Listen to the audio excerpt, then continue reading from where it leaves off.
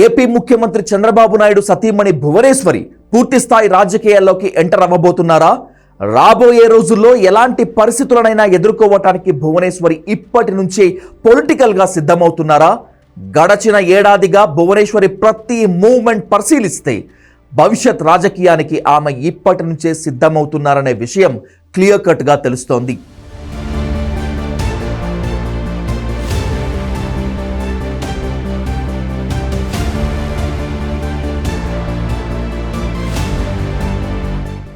ఎన్టీఆర్ కుమార్తెగా కొన్నాళ్లు, ఆ తర్వాత చంద్రబాబు నాయుడు భార్యగా ఇన్నాళ్లు తెర వెనుక పాత్రకే పరిమితమయ్యారు నారా భువనేశ్వరి.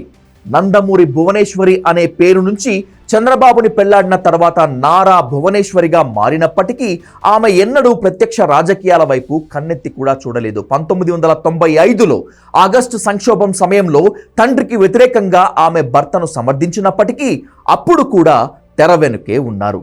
సీఎంగా చంద్రబాబు నాయుడు పాల్గొన్న ఏ అధికారిక కార్యక్రమంలోనూ ఎన్నడూ భువనేశ్వరి పాలు పంచుకోలేదు. కేవలం వ్యక్తిగత కుటుంబ కార్యక్రమాలకు మాత్రమే భువనేశ్వరి బాబు వెంట ఉండేవారు. 1995, 99, 2014లో చంద్రబాబు ముఖ్యమంత్రిగా పాల్గొన్న ఏ అధికారిక కార్యక్రమంలోనూ భువనేశ్వరి కనిపించలేదు. ఫ్యామిలీ ఫంక్షన్స్లోనూ ముఖ్యమైన కార్యక్రమాల్లో మాత్రమే భువనేశ్వరి కనిపించేవారు. అలాగే ఎన్నడూ ఆమె రాజకీయాల గురించి మాట్లాడటం కానీ అసలు వాటి ప్రస్తావన కానీ తెచ్చిన సందర్భం ఎన్నడూ ఎక్కడా చూడలేదు. బాబు సీఎంగా బిజీగా ఉన్న రోజుల్లో భువనేశ్వరి హెరిటేజ్ బిజినెస్ చూసుకునేవారు. ఒకరిద్దరు కుటుంబానికి బాగా కావలసిన మిత్రుల సహకారంతో ఆమె హెరిటేజ్ను విజయవంతంగా నడుపుతున్నారు. అంతేకాదు తన వ్యక్తిగత ఆరోగ్య విషయంలో, బరువు తగ్గే విషయంలో భువనేశ్వరి అవిశ్రాంతంగా కృషి చేశారు. దినాజ్ వెర్వత్వాలా లాంటి ఫిజికల్ ట్రైనర్స్ సహకారంతో భువనేశ్వరి బరువు తగ్గి తన ఆరోగ్యాన్ని కూడా చక్కగా చక్కదిద్దుకోగలిగారు. చంద్రబాబుని మించి ఆమె చాలా డిసిప్లైన్గా ఉంటారని తెలిసిన వాళ్ళు చెప్తూ ఉంటారు.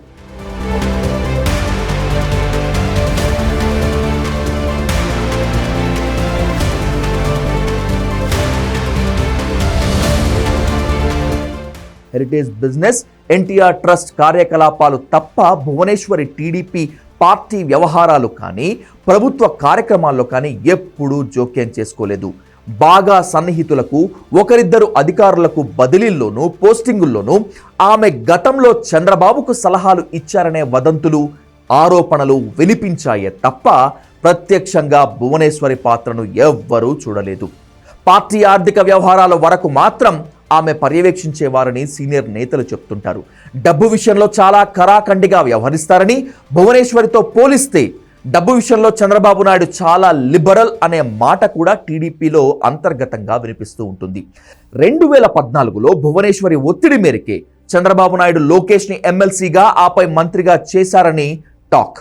పార్టీ వ్యవహారాల్లో నేరుగా జోక్యం చేసుకోకపోయినా పరోక్షంగా భువనేశ్వరి పాత్ర ఉందనేది కొందరి వాదన. 2019లో చంద్రబాబు ఓడిపోయాక అప్పటి సీఎం జగన్తో వీధి పోరాటాల్లో భాగంగా భువనేశ్వరి కూడా సోషల్ మీడియా వేధింపులకు బలి అయ్యారు. గన్నవరం ఎమ్మెల్యే వల్లభనేని వంశీ భువనేశ్వర్ని వ్యక్తిగతంగా కించపరుస్తూ చేసిన ఆరోపణలు ఒక్కసారిగా ఆంధ్రప్రదేశ్ రాజకీయాలను కుదిపేశాయి. అసెంబ్లీలోనూ ఆమె పేరు చర్చకు వచ్చింది. దీంతో చంద్రబాబు ఒక్కసారిగా షాక్ అయ్యారు. తన భార్యను అవమానించిన కౌరవ సభలో తాను ఉండలేనని, తిరిగి ముఖ్యమంత్రిగానే మళ్ళీ ఈ సభలో అడుగు పెడతానని శపథం చేసి ఏపీ అసెంబ్లీ నుంచి వెళ్ళిపోయారాయన. ఆ తర్వాత ప్రెస్ మీట్లో కుమిలిపోతూ చంద్రబాబు బోరున ఏడవటాన్ని జనం జీర్ణించుకోలేకపోయారు. భువనేశ్వరి వ్యక్తిత్వాన్ని కించపరుస్తూ వంశీ అన్న మాటలు నందమూరి కుటుంబాన్ని కూడా కదిలించాయి. ఒక రకంగా ఎన్నడూ రాజకీయాల వైపు, టీడీపీ వ్యవహారాల వైపు తల తిప్పి కూడా చూడని భువనేశ్వరికి ఆ సంఘటన కుదిపేసింది, ఆమెలో కదలిక తెచ్చింది.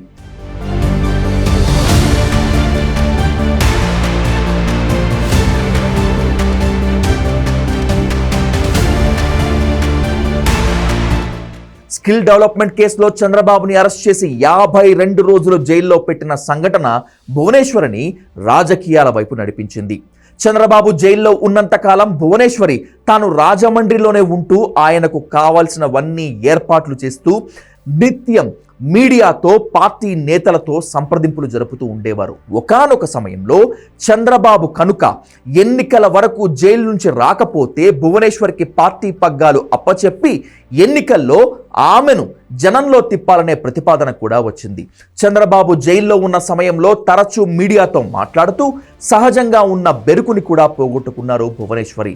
చంద్రబాబు జైల్లో ఉన్న సమయంలోనే నిజం గెలవాలి అనే నినాదంతో భువనేశ్వరి ప్రజల్లో యాత్ర కూడా చేశారు. ఈ యాత్రను ఆమె పొలిటికల్ అరంగేట్రంగా భావించవచ్చు. నిజం గెలవాలి యాత్ర సందర్భంగా 13 జిల్లాల్లో అన్ని నియోజకవర్గాలు తిరుగుతూ పార్టీ నేతలను, సాధారణ మహిళలను కలుస్తూ చంద్రబాబుకు జరిగిన అన్యాయాన్ని జనానికి చెబుతూ ఊహించిన దానికన్నా 100 రెట్లు ఎక్కువ సానుభూతిని కూడగట్టగలిగారు భువనేశ్వరి.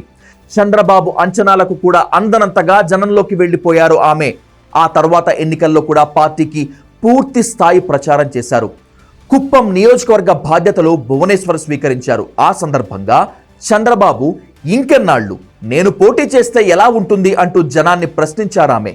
ఎన్నికల్లో భువనేశ్వరి ప్రచారం కూటమికి చాలా కలిసి వచ్చింది. 164 సీట్లతో చరిత్రాత్మక విజయం సాధించిన తర్వాత ప్రమాణ స్వీకారం రోజు ప్రధాని మోడీ కూర్చున్న వేదికపైనే భువనేశ్వరి కూడా ఉన్నారు. చంద్రబాబు 4వసారి ముఖ్యమంత్రిగా ప్రమాణ స్వీకారం చేస్తున్న వేదికపై భువనేశ్వరి మొదటిసారి కనిపించారు. అంతేకాదు, చంద్రబాబు ముఖ్యమంత్రిగా కార్యాలయ బాధ్యతలు స్వీకరించిన రోజు ఆమె దగ్గరుండి ఆ కార్యక్రమాన్ని పర్యవేక్షించారు కూడా. ఆ తర్వాత అన్నా క్యాంటీన్ల ఓపెనింగ్కి కూడా భువనేశ్వరి అధికారిక కార్యక్రమంలో పాల్గొన్నారు. అక్కడి నుంచి అడపా దడపా ప్రభుత్వ కార్యక్రమాలన్నింటిలోనూ భువనేశ్వరి కనిపిస్తున్నారు. యాక్టివ్ రోల్ ప్లే చేస్తున్నారు. పార్టీ ముఖ్య నేతలతో మాట్లాడుతున్నారు. కమ్మ సామాజిక వర్గం ప్రముఖులు కూడా తరచూ ఆమెను కలుస్తూ గైడెన్స్ ఇస్తున్నారు.